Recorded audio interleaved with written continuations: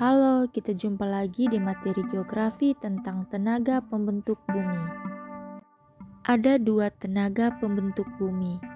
Yang pertama, tenaga eksogen, dan yang kedua, tenaga endogen.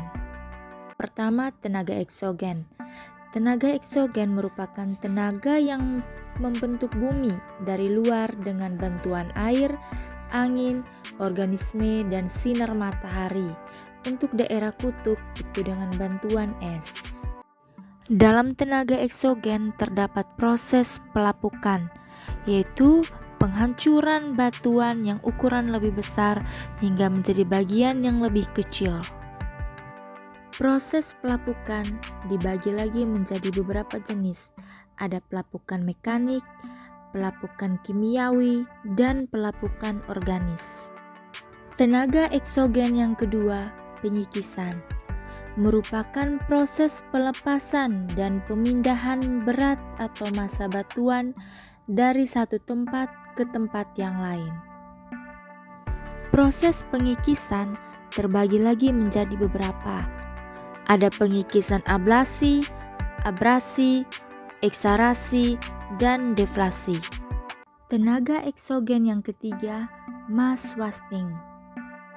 Mass wasting atau tanah longsor merupakan proses pengangkutan massa batuan dan tanah karena gaya gravitasi. Mass wasting ini terjadi dari tempat yang tinggi menuju ke tempat yang rendah. Proses tenaga eksogen yang keempat adalah sedimentasi.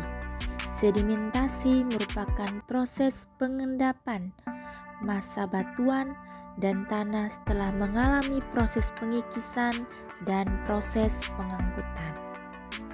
Sedimentasi dibagi menjadi dua jenis, yaitu sedimentasi fluvial yang terjadi di daerah daratan dan sedimentasi marin yang terjadi di daerah lautan. Berikut tenaga endogen.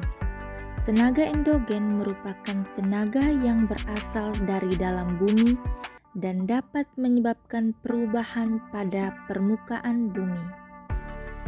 Tenaga endogen terdiri dari beberapa proses, yaitu proses vulkanisme atau letusan gunung berapi. Yang kedua, proses tektonisme, yaitu pergeseran lempeng kulit bumi, dan proses patahan yang akan membentuk lembah yang biasa kita jumpai di kehidupan kita. Untuk tenaga endogen akan kita pelajari satu persatu di materi yang selanjutnya. Terima kasih sudah menonton. Kita akan bertemu lagi di materi selanjutnya.